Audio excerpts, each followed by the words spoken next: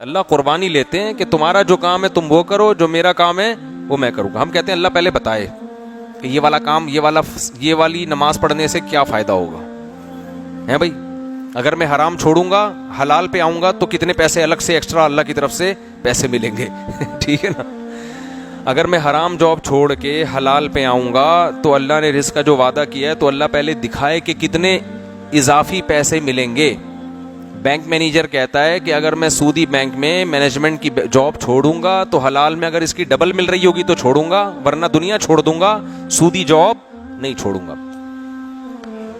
یہ نہیں ہوتا، یہ سارے غیب کے وعدے ہیں. اللہ پہ اعتماد، توکل، اللہ کے حکم کو فالو کرنا ہے. نتیجہ کس کے ہاتھ میں چھوڑنا ہے؟ اللہ.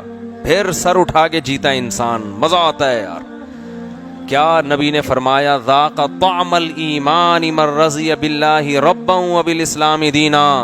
فرمایا جو اللہ سے راضی ہو گیا کہ اصل اللہ بس وہی ہے اور اسلام میرا مذہب ہے اور نبی میرے رسول ہیں، جو اس پہ دل سے راضی ہو گیا نا وہ ایمان کی مٹھاس چکھ لے گا.